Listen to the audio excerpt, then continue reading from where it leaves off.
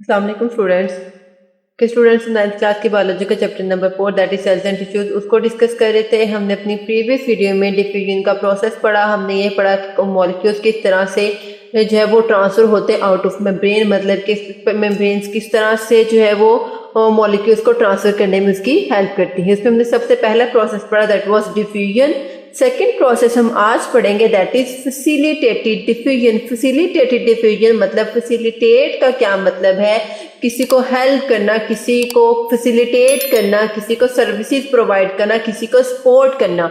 ठीक है, तो इसमें हम क्या करेंगे, हम ऐसे स्ट्रक्चर पढ़ेंगे मेम्ब्रेन में जो मॉलिक्यूल्स को डिफ्यूज करवाने में फैसिलिटेट करते हैं, उनकी हेल्प करते हैं कि एक जगह से मॉलिक्यूल दूसरी जगह पे कैसे जाएंगे। अब कुछ मॉलिक्यूल्स ऐसे होते हैं, उन्होंने सेल के अंदर से तो गुजरना होता है, लेकिन सेल जो मेम्ब्रेन होती है, सेल मेम्ब्रेन जो होती है वो उनके लिए जो है वो परमिएबल नहीं होती, वो उनको गुजरने नहीं देती। या तो उनका साइज लार्ज होगा या तो उन पे चार्ज होगा, मतलब कि जिन सेल्स पे चार्ज हो या जिनका साइज लार्ज हो उनको सेल मेम्ब्रेन अपने अंदर से पास नहीं करवाती। तो ऐसे मॉलिक्यूल्स की सेल के अंदर तो जरूरत होती है।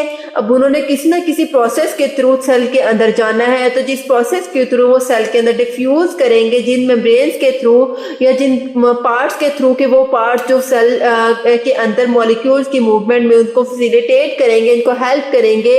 ठीक है, वो पार्टिकल्स किस तरह से मूव करेंगे, उनके अंदर किस प्रोसेस के थ्रू मूव करेंगे, तो वो हम पढ़ेंगे that is facilitated diffusion. Okay, सबसे पहले आप यहाँ पे देखिए, आपको यहाँ पे स्ट्रक्चर नजर आ रहा होगा। अगर आपको याद हो, हमने जब सेल मेम्ब्रेन का स्ट्रक्चर पढ़ा था तो कुछ ऐसा ही स्ट्रक्चर था जिसमें हमने पढ़ा था सेल मेम्ब्रेन क्या है, फ्लूइड मोज़ेक मॉडल में है। ठीक है, मोज़ेक मॉडल में है, वो इरेगुलर मॉडल में नहीं है ये। ठीक है, ये रेगुलर मैनर में नहीं है, वो किस मैनर में है, मोज़ेक मैनर में है।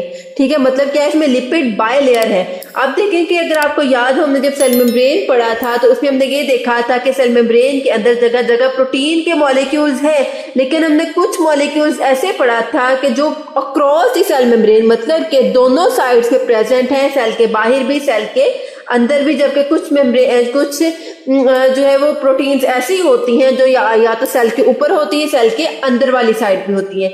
तो वो प्रोटीन्स जो सेल के जो है वो अक्रॉस होती हैं, सेल मेम्ब्रेन के अक्रॉस प्रेजेंट होती हैं, पूरी सरफेस पे प्रेजेंट होती हैं, जो मटेरियल की ट्रांसपोर्ट करती हैं, उन प्रोटीन्स को हम कहते हैं ट्रांसपोर्ट प्रोटीन। ये क्या करती हैं, अपने अंदर से मटेरियल्स को सेल के अंदर से बाहर भी मूव करवा सकती हैं और सेल के बाहर से सेल के अंदर भी मूव करवा सकती हैं। ठीक है, तो ये थी डायग्राम, हम इसको थ्योरेटिकली पढ़ लेते हैं।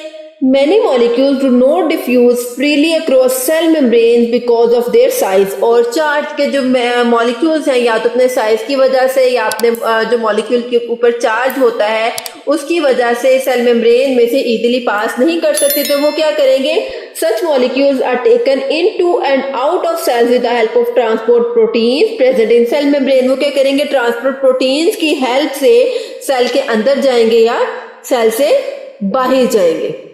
ठीक है, अब हम फैसिलिटेटेड डिफ्यूजन की डेफिनेशन पढ़ लेते हैं। अगर आपको डेफिनेशन आ जाए शॉर्ट क्वेश्चन में कि डिफाइन फैसिलिटेटेड डिफ्यूजन, तो आप इसको डिफाइन भी कर सकते हैं, आप इसकी डायग्राम भी ड्रॉ करें ताकि आपको जो ये आसानी से याद रहे या आपके नंबर अच्छे आ जाए। ठीक है, when a transport protein moves a substance from higher to lower concentration the process is called facilitated diffusion. मतलब कि जब एक ट्रांसपोर्ट प्रोटीन जो है वो हायर कंसंट्रेशन से लोअर कंसंट्रेशन की तरफ किसी मटेरियल की ट्रांसपोर्ट करवाती है, तो उस ट्रांसपोर्ट को हम क्या कहेंगे, फैसिलिटेटेड डिफ्यूजन। ठीक है, तो अगर हम देखें तो the rate of facilitated diffusion is higher than simple diffusion. मतलब कि ज्यादातर मॉलिक्यूल्स जो हैं वो फैसिलिटेटेड डिफ्यूजन के थ्रू ही सेल मेम्ब्रेन के अक्रॉस जो है वो ट्रांसफर होते हैं, या वो फैसिलिटेटेड डिफ्यूजन का प्रोसेस जो है उसके थ्रू जो है वो ट्रांसफर होते हैं सेल के अंदर या सेल के बाहर। Facilitated diffusion is a type of passive transport because there is no expenditure of energy in this process। जिस तरह हमने पैसिव ट्रांसपोर्ट पढ़ा था, क्या है वो कि वो प्रोसेस जिसमें मटेरियल्स की ट्रांसपोर्ट तो हो लेकिन उसमें कोई एनर्जी का यूज ना हो।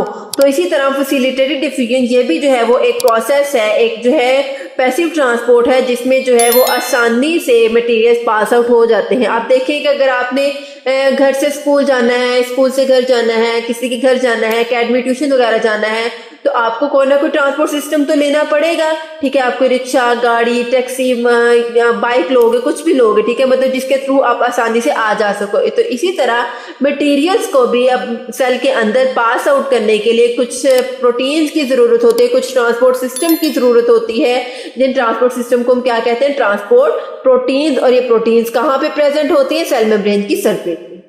ओके स्टूडेंट्स, तो ये था हमारा आज का छोटा सा टॉपिक। आई होप आपको आज की वीडियो की अच्छे से समझ आई होगी। अगर आपको इस वीडियो में कोई कंफ्यूजन हो, किसी चीज़ की समझ ना आए, तो कमेंट सेक्शन में ज़रूर पूछिए। अगर आपको ये वीडियो अच्छी लगे तो चैनल को लाइक कीजिए, सब्सक्राइब कीजिए, साथ ही बेल आइकन के बटन को प्रेस कीजिए। इससे आपको मेरी हर वीडियो का नोटिफिकेशन सबसे पहले देखने को मिलेगा। ओके स्टूडेंट्स, अल्लाह हाफिज़।